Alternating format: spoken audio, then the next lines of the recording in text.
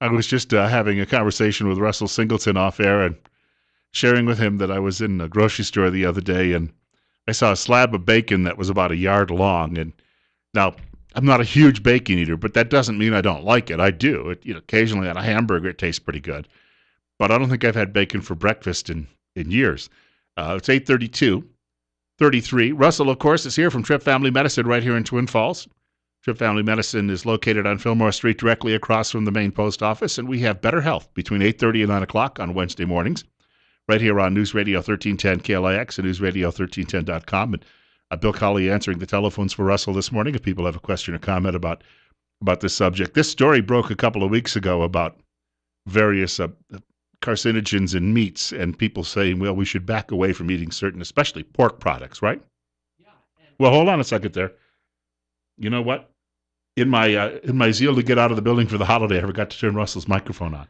I think that's a good lead-in, but it's actually a little bit more interesting than that. The World Health Organization came out and without any real conversation, they said, or without any apology, they said that processed meat is carcinogenic. Bacon causes cancer, sausage, ham, these things cause cancer. And then they said that red meat is probably a carcinogen. And so you get other media outlets just going to the races with this. I think I saw headlines that say bacon as bad as smoking cigarettes or processed meats the same as smoking tobacco. And that's where we're going to jump in today because a lot of that is hype. So we're going to try and pick apart the truth from the fiction and determine really what risk processed meats really have for the development of cancer.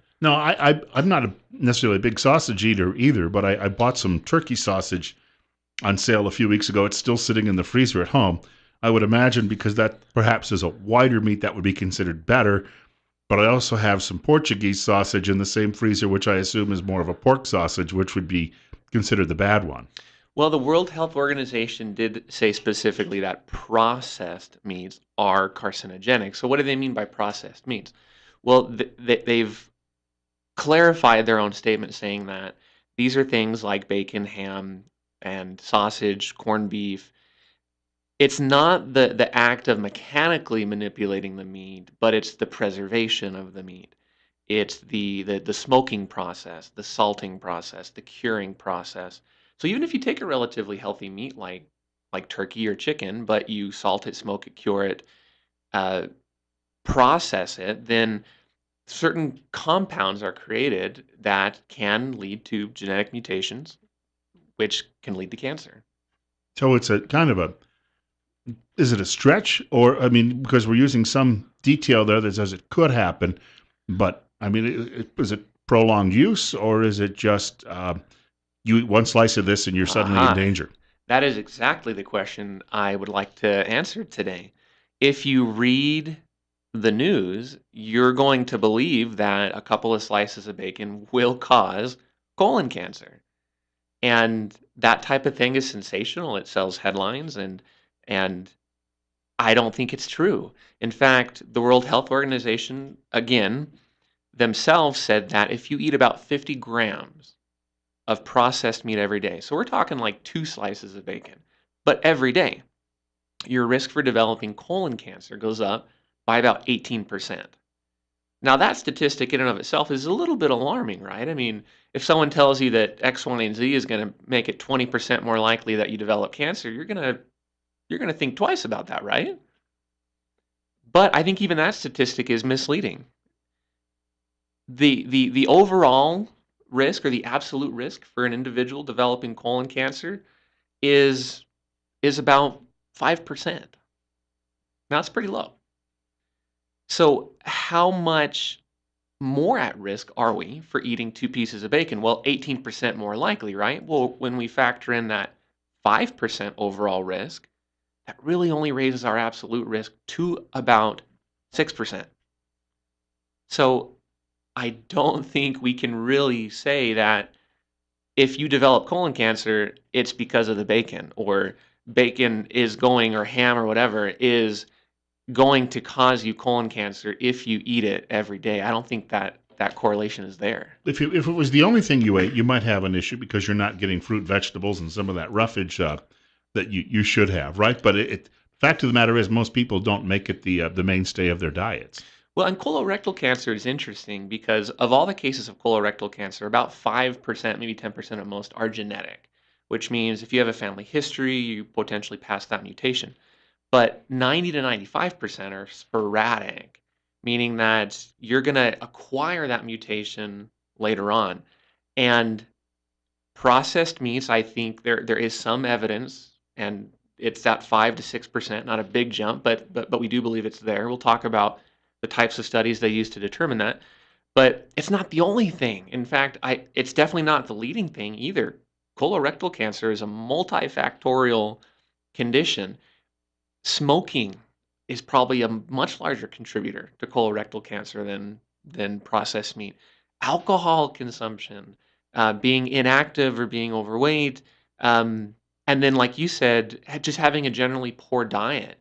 Fiber is a great one. I think fiber is even a little bit controversial, to be honest. We did uh, previously recommend people to have about 30 grams of fiber because we believed a fiber deficient diet was a precursor to colorectal cancer. But even that, we're starting to back off of a little bit. But gosh, if we could just focus on smoking and alcohol consumption, we'd probably do more than than avoiding bacon ever would.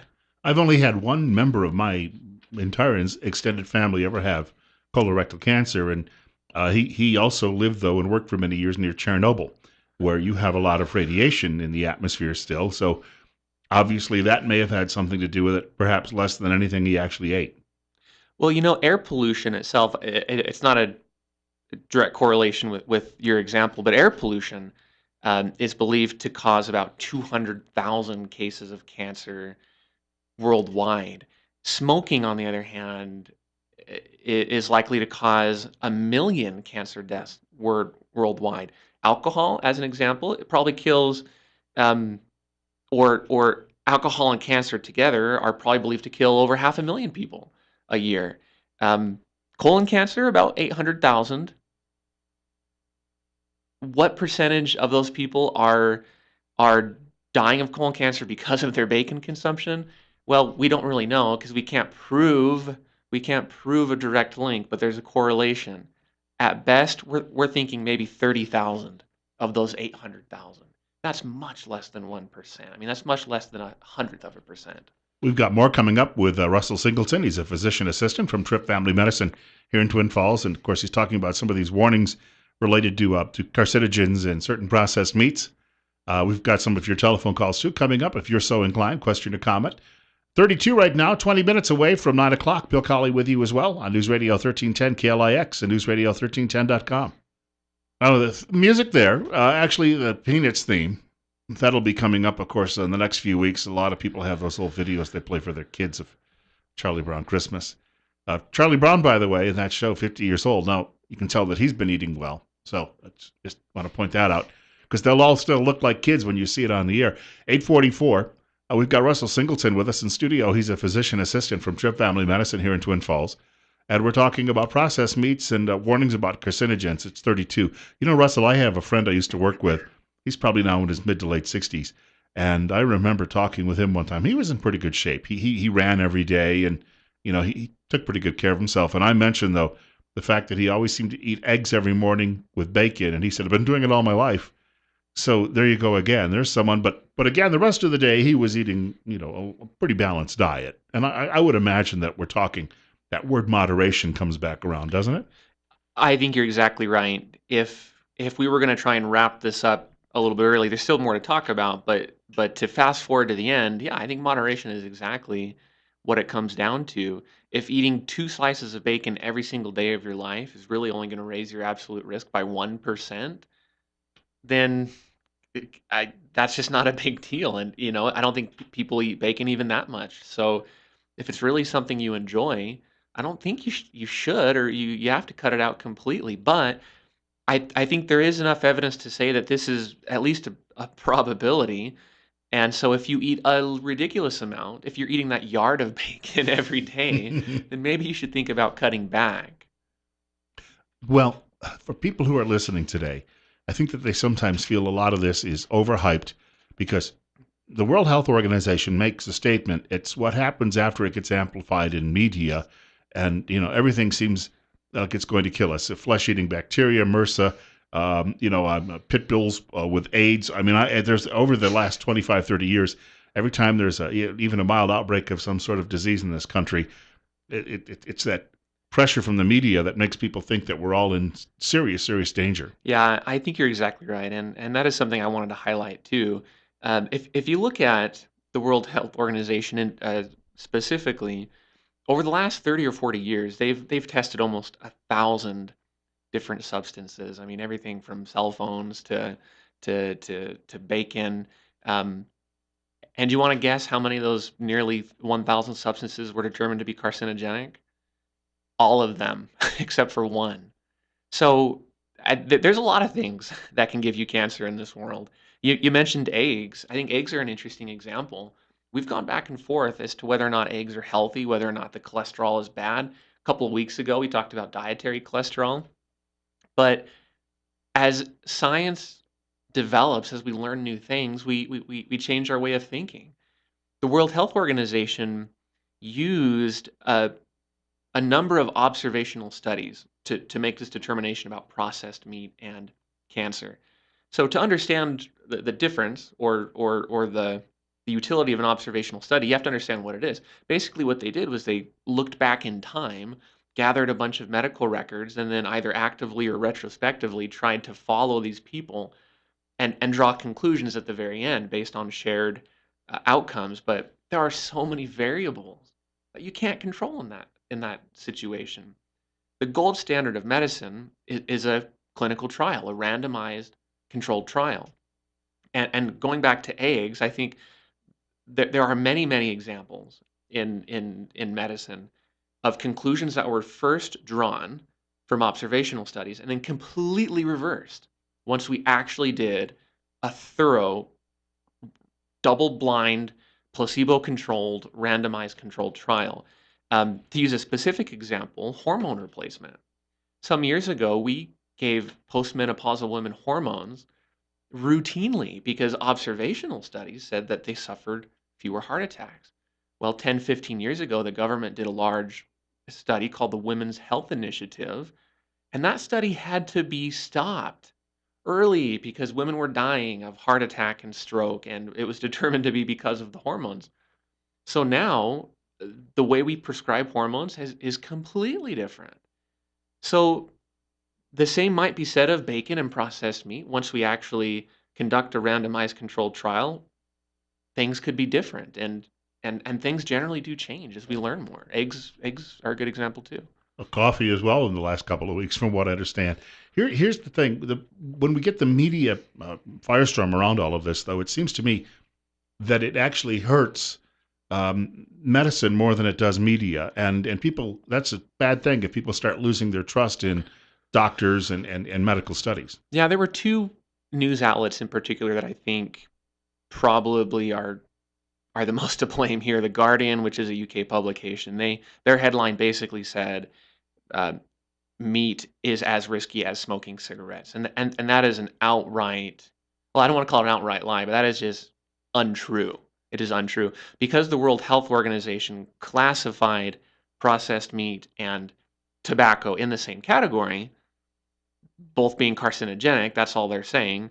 They are not saying that processed meats are as carcinogenic as smoking. But looking at these headlines, you'd never know. And I think PBS was another one that came out and pretty much said processed meats are as bad as smoking. And again, completely untrue. That's not a conclusion that you can draw from what the World Health Organization actually said. And it gets politicized, and because of that, that also uh, hurts trying to get the truth out there. Yeah, everyone um, who's got a chip on their shoulder is gonna jump in at this point and start pointing fingers and the "I told you so's." But you've got to actually get to the actual source of information. I teach a class in communicable and non-communicable disease to university students, and one thing we always talk about is evidence and the quality of evidence. We talked a little bit about observational studies versus randomized controlled trials. And knowing the difference is important, but also knowing how a journalist can interpret those and misinterpret those is equally important. But I never let my students use a news outlet as a primary source. If they're gonna use a news outlet or an article as a reference, they need to dig a little bit deeper and go to the source. They need to go to the American Heart Association publication that this journalist is quoting, and they need to get their own conclusion. They need to read the study themselves because you do get opinions, you do get biases, and they start to shape the message. And that part of it too is to actually get into the meat of the study, no pun intended, is to go look at the sources of it versus looking at just the media which has filtered it before you come up with that. You start to develop your own hypothesis. Absolutely. So going back to what the World Health Organization had published, they said that eating about 50 grams a day is going to raise your risk by 18%. Well, we have to take that with a grain of salt, and we have to understand really how risky is colorectal cancer in the first place, and then we have to factor in the likelihood of us getting it at a higher rate because of processed meats or red meat, and really it's a small jump from 5% to 6%. The interesting thing is that if you if you look at the history of what the World Health Organization has said, this is not news either. I mean, in 2002, they recommended that we start limiting um, red meat and processed meat. I had a conversation with a gastroenterologist recently, and he said something very similar. He was surprised that it took the World Health Organization this long to come out with that. So if you're just reading headlines, yeah, you're going to be misled. This is not new information. It's not information that's really going to change anyone's life unless you're eating a ridiculous amount of bratwurst or bacon every day. And sometimes that gets lost on people. It's 8:52, and our guest, Russell Singleton, is a physician assistant from Tripp Family Medicine right here in Twin Falls, Idaho, located on Fillmore Street across from the main post office. He joins us, or the doctor, or sometimes one of the other folks from the office drops by on Wednesday mornings. We do this every week between 8:30 and 9 o'clock. 33 right now. For people who actually, every week they've been hearing folks from the office come by, if they'd like to actually get in touch with you at the office, how do they go about doing that? Call us 933-4400 with our two new providers, Jeremy Daly and Crystal King. We're seeing people on a same day basis. I think we were doing that before, but we wanted to make sure that as we grow, we maintain that. You can follow us on Facebook or on Twitter, hashtag Dr. Tripp, or just stop in. We're happy to chat with you. We usually consult by appointment, but the first step is reaching out. We want to point out we're talking about carcinogens today, but specifically processed meats. I had a friend I spoke with a couple of months ago, used to work with her about 20 years ago, and didn't realize that she'd gone through not one, but two cancer scares. First breast cancer, and then she had brain cancer. Still doing well. I've been managed to recover, back to work, doing all of those things. And I came right out. You always want to know as a friend what may have caused this. And she just said the response she got from her doctors happened to be, we have so many potential effects and carcinogens in our environment. Who knows? And I think that answer is about as close as you can sometimes get. Yeah, I think you're right. There are some definite links. Tobacco definitely causes lung cancer. We know that.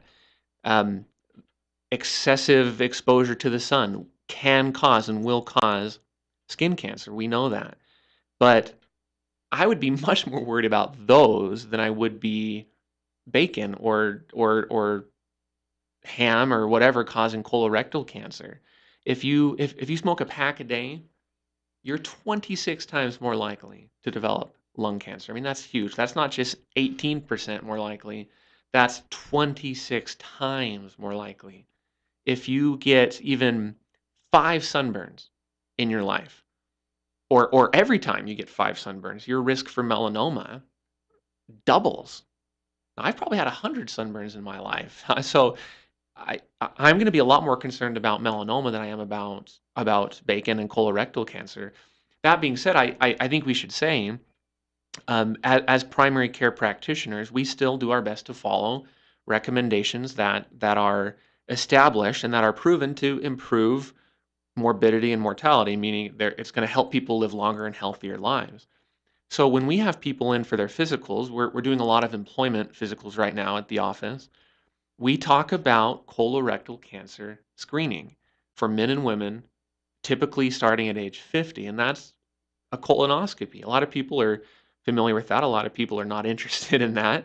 But even after talking about all this risk for colorectal cancer, I still advocate that our patients get a colonoscopy at age 50. If they've had colorectal cancer in the family, then we're usually having them get that colonoscopy about 10 years prior to the age when their family member developed colon cancer. So it is not something I want to to downplay too much. We have a caller with us about 2 minutes before we wrap up the program today. And of course, joining us, Russell Singleton, physician assistant from Trip Family Medicine. And you're on the air on News Radio 1310 KLIX.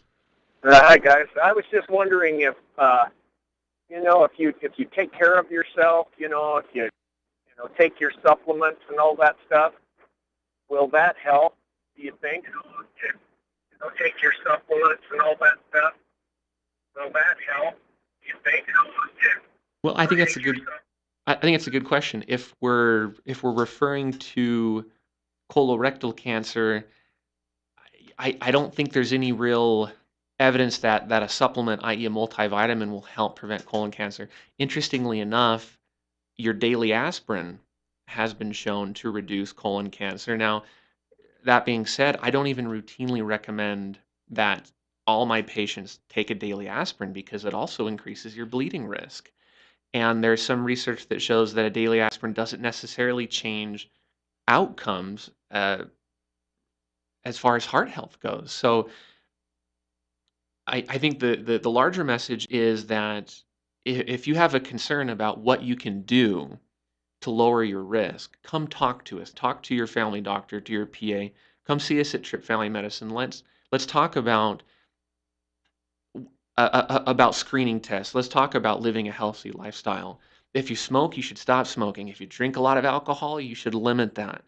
But but to be specific, I don't know that supplements per se are going to change a lot. Certainly, living a healthy lifestyle. We alluded to this earlier. Being physically active, not being overweight, not smoking, not drinking, eating a well balanced diet with eating red meat sparingly. I think that is your best way to eliminate or to reduce the chance that you get colon cancer.